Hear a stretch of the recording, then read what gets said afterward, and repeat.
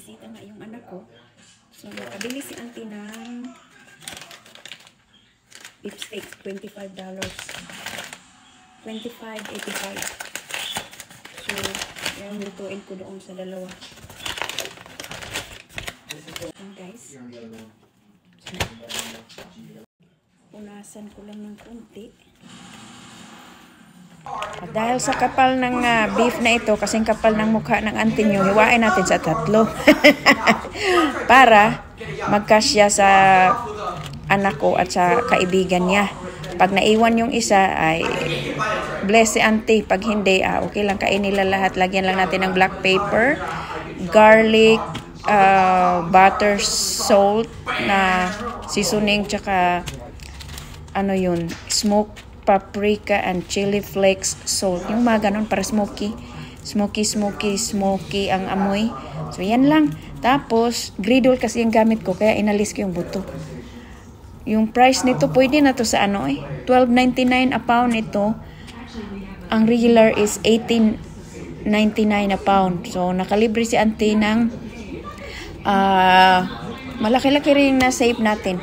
Kasi ang price ng buong ito ay 37 yata. So, $25.85 lang na nabayaran ni auntie. So, pwede na. Oo. Kailangan ko rin ng paglutuan yung anak ko kapag may bisita siya nandito. Dahil minsan, kapag siya yung naiwan sa tatay niya, nakiki-birthday ako sa mga kaibigan ko, pumapayag man din yan siya. Magbantay sa tatay niya. Pero pinapakain ko lagi si uncle bago ako umalis. So, ganyan lang ang pagkaluto, no? Madali lang, kasi manipis naman siya. Oo. Magdasal na lang si auntie na hindi kainin yung pangatlo para may pang-dinner ako. Pero kung hindi, kainin nila lahat, wala akong magawa. Kawawa si auntie, joke lang. Si uncle bawal yan kasi nga medyo masakit yung mga ngipin ni uncle. Kaya pinagluto ko na lang din ng rice porridge si uncle at saka mga prutas yung sa kanya.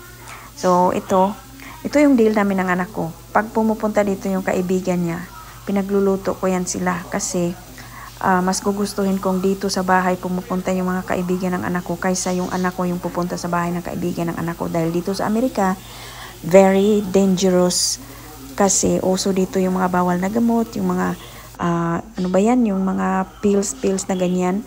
Tapos pag hindi ko kakilala yung mga kaibigan ng anak ko, yung mga parents, hindi mo rin alam kung sino ang labas-masok sa bahay na yun. Kaya maraming kaso dito na mga ganyan na hindi maganda, very dangerous. So, kaya dito pumupunta yung mga kaibigan ng anak ko. At saka, kung lalabas man sila pa, halimbawa manood ng movie, inahahatid lang namin ni uncle, tapos susunduin. Tapos naka-turn on yung location ng anak ko sa kanyang phone. Dapat mahirap ang palaki dito ng teenager sa Amerika, pero sinisikap ko talaga na sinusubaybayan ko yung anak ko at maraming dasal kasi ang daming mga masasamang loob ngayon. So anyway, back tayo dito sa aking griddle na beef steak, no? So ganyan, sinusunog ko yung fat ng kaunti para masarap. Tapos i-rest ni auntie yan ng 5 minutes bago nila kainin para mag-lock in yung juice at saka maluto pa ng konti. Tapos ayan, masarap na yun.